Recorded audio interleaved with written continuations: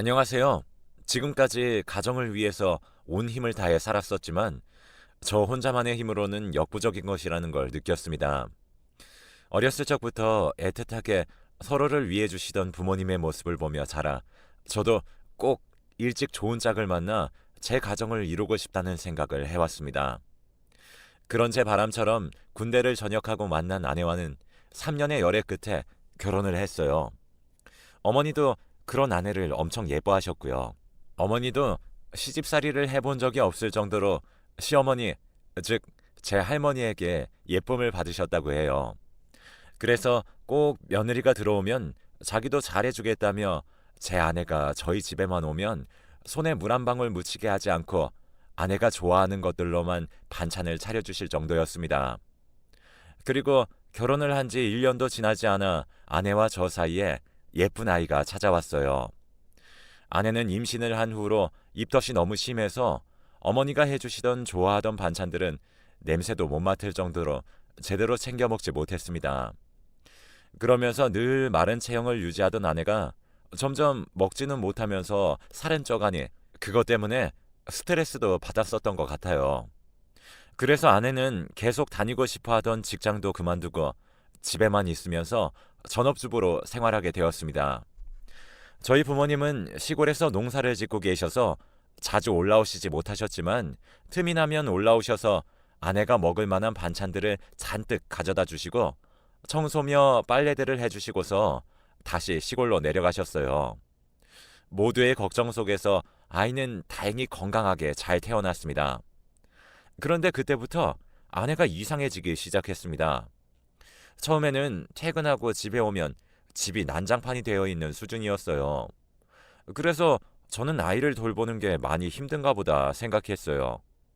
그런데 갈수록 아기도 제대로 돌보려고 하지 않더라고요.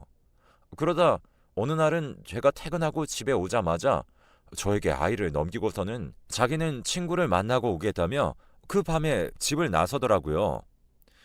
곧 있으면 잘 준비할 시간인데 지금에서야 밖에 나가서 언제 들어오려고 그래. 나도 그동안 아기 임신하고 키우느라 너무 힘들었어. 이제 아들 낳아줬으면 그만 아니야? 이제 나머지는 당신이 해. 그러면서 아내는 제가 답을 하기도 전에 집 밖으로 나가버렸습니다. 아이가 태어난 지 100일도 지나지 않아 생긴 일이었죠.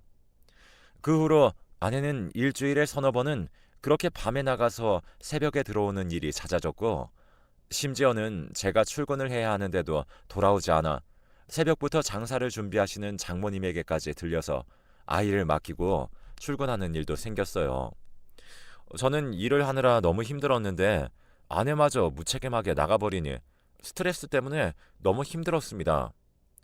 아내에게 이야기를 해보자며 대화를 시작해도 항상 끝은 그동안 10달 동안 아이를 품고 있느라 너무 힘들었으니 그 기간 동안의 보상은 받아야겠다면서 아들을 낳았으니 자기는 도리를 다한 거라며 더 이상 자기를 건드리지 말라는 이야기로 끝이 났습니다.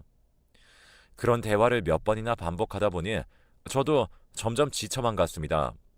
겉으로만 봐도 제가 점점 얼굴이 상하니 주위 사람들이 저를 걱정하며 무슨 일이 있냐며 걱정할 정도였어요. 친구들에게 털어놓으니 친구들은 제 아내가 이상하다며 전혀 이해하지 못했지만 함께 있던 친구들의 아내들은 모두 그럴 수 있다며 제 아내가 임신 기간 동안 먹는 것도 제대로 못 먹고 직장까지 그만두고 집에만 있었으니 스트레스가 컸을 거라면서 아이를 낳고도 집에서 아이만 봐야 되고 하니 산후 우울증이 올 수도 있다고 하더라고요. 그 말에 저도 아내를 조금은 이해해 보려고 했습니다.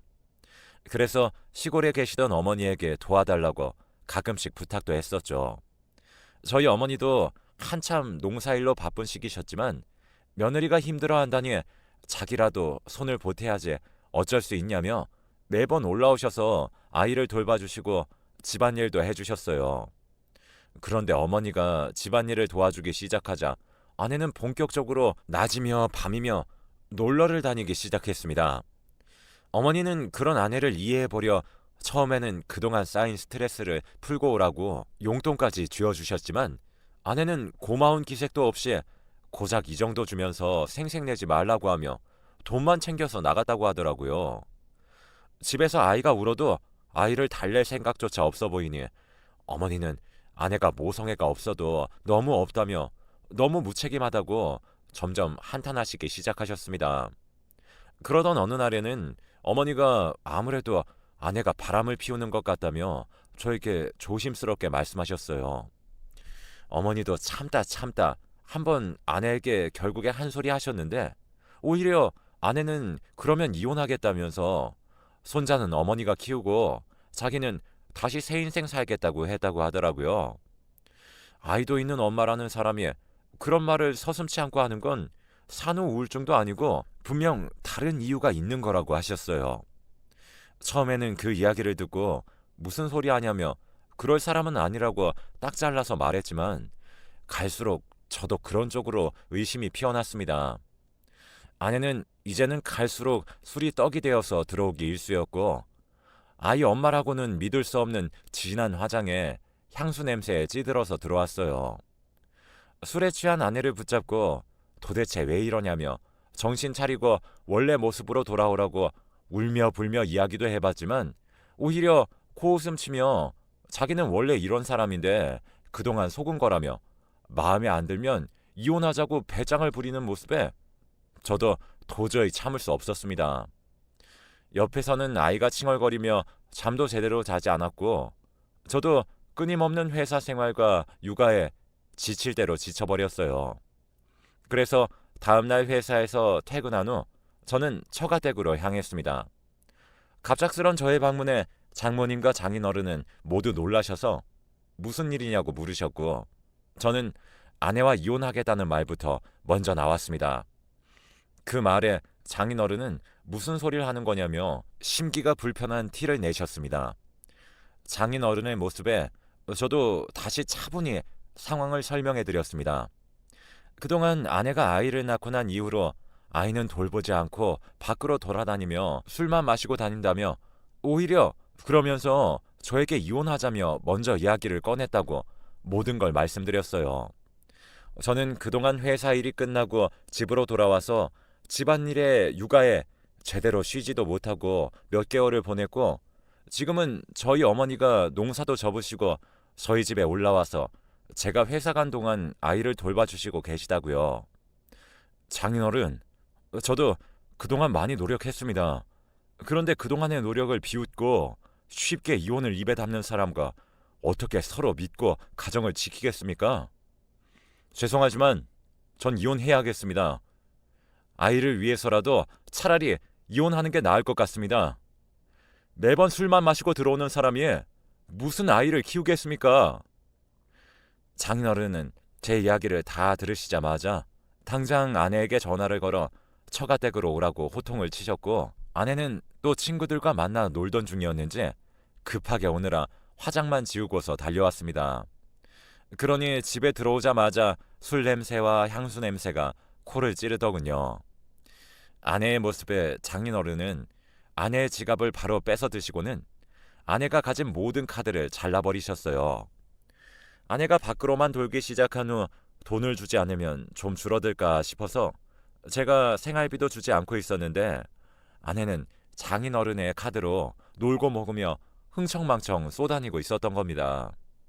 장인어른은 이제부터 모든 지원을 끊을 테니 장서방에게 집에서 책임감 있게 아이를 잘 키운다는 소리가 들릴 때까지 어디서 돈 달라는 소린 하지도 말라고 하셨어요. 아내는 그나마 남아있던 술 기운도 카드가 잘리는 것을 보고 모두 날아갔는지 그저 눈물을 뚝뚝 흘리며 장인어른의 말씀에 고개를 끄덕였습니다. 그리고 집으로 돌아오는 길에 아내는 제가 원망스러운지 저를 째려보며 어떻게 그걸 다 말할 수가 있냐며 저를 타박하려 했지만 저도 철저하게 무시하고 그저 아내가 정신을 차리길 기도했어요. 다행히 아내는 그 다음 날부터 놀러도 나가지 않고 집에 얌전히 있더라고요. 하지만 시위라도 하듯 집안일을 하지 않는 것은 여전했습니다. 저에게 장봐야 하니 돈을 달라고 하길래 제가 필요한 것을 적어주면 퇴근길에 마트에 들려서 사오겠다고 하자 입을 삐죽대며 알아서 하라며 방으로 쾅 문을 닫고 들어가 버리더군요. 그런데 일주일이 지나도 어디에 돈 들어올 구석도 없고 돈이 없으니 놀러 나가지도 못하니 점점 집안일을 하기 시작했습니다. 아이도 잘 돌봤었고요. 그 모습을 보고 저희 어머니도 그래도 한시름 놓인다며 다시 시골로 내려가셨습니다. 아내는 정신을 차린 것처럼 보였어요. 하지만 그것도 잠시였습니다. 저에게 장인 어른에게 제가 말씀드리면 안 되냐며 저를 쪼아댔습니다. 하지만 저는 언제 또 바뀔지 모르니 아내의 말에 아랑곳하지 않고 아직 조금 더 지켜보겠다고 했습니다. 처음에는 몇 번 정도 이야기를 꺼내다가 제가 아무런 반응이 없으니 아내는 조금씩 자신이 해야 할 몫을 해결해 나갔습니다. 처음에는 뭐든 다 하기 싫다고 하던 아내가 제가 도와주며 알려주니 갈수록 책임감 있는 모습을 보여주었고, 아들이 초등학교에 들어갈 때쯤 이제는 괜찮을 것 같다는 판단을 내리고 장인어른에게 말씀을 드렸습니다. 장인어른은 이번에는 카드를 아내에게 주시면서도 아이 교육비나 먹고 입히는 것에나 쓰지 절대로 다른 짓 하는 데 쓰지 말라며 모든 내역을 장인어른께서 문자로 받을 수 있도록 하였습니다. 다행히 아내는 그 이후로도 변하지 않고 아이를 잘 키워나갔고 아이는 성인이 되었어요. 그런데 다 큰 아들의 눈에는 아내가 철이 없어 보였는지 직설적으로 아내 행동을 지적할 때가 종종 있었습니다. 그동안 아내가 얼마나 노력했는지 모르는 것도 아니었기 때문에 아들이 아내를 지적할 때면 그래도 키워준 어머님께 말 함부로 하는 건 아니라며 딱 잘라냈습니다. 하지만 아들이 독립할 때가 되자 아내는 다시 이전의 모습을 보이기 시작했어요. 이제는 자신이 키울 아이도 없겠다 싶으니 놀러 다니기 급급했죠. 심지어는 여행을 간다며 저에게 일방적으로 통보하고서는 1박 2일이고 2박 3일이고 집에 안 들어오는 날까지 점점 늘어갔습니다. 아들도 그런 자신의 엄마가 못마땅한 듯 했었죠. 그러다 이틀을 집을 비우고 저녁에서야 술에 취해 들어온 아내를 보고서 아들은 결국에 참아왔던 이야기를 쏟아내더라고요. 엄마, 이제 그만 좀 하세요. 저한테 부끄럽지도 않으세요? 이러실 거면 아버지랑 차라리 이혼하세요. 그래도 제가 결혼 얘기가 나온 건 부모님 같이 계실 때 말씀드려야겠다 싶어서 한참을 기다렸는데도 집에는 들어오시지도 않으시고 아버지나 저에게 관심이라는 게 있기는 해요?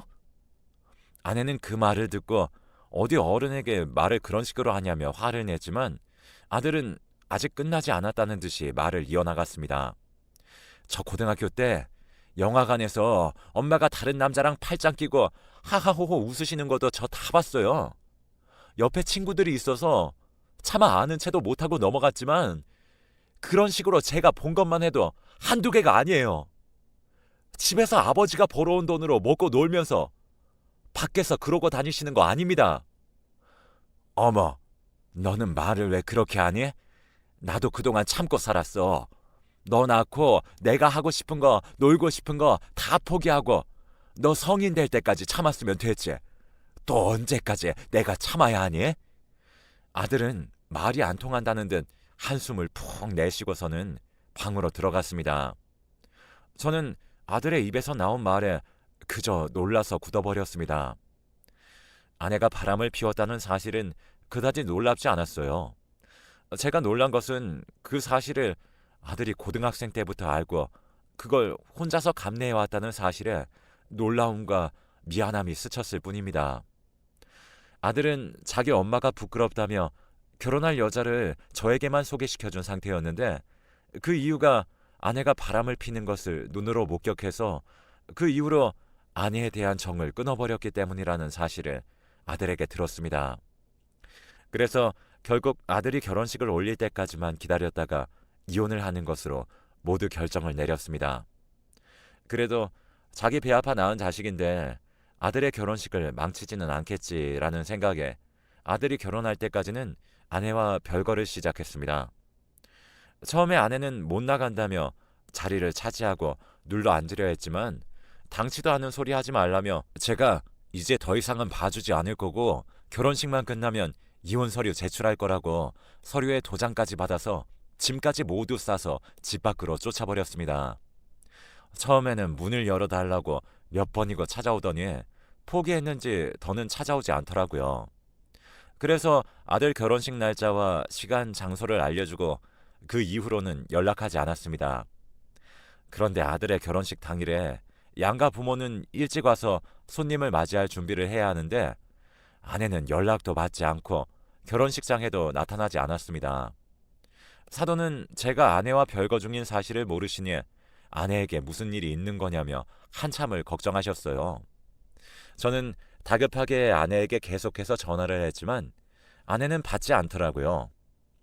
아들은 결국엔 포기했는지 신경 쓰지 말고 그냥 아내가 없는 채로 결혼해도 자기는 괜찮다고 먼저 말했습니다. 하지만 영 신경이 쓰여 계속 전화를 하는데 저 멀리서 아내가 나타났습니다. 그런데 아내는 혼자가 아니었어요.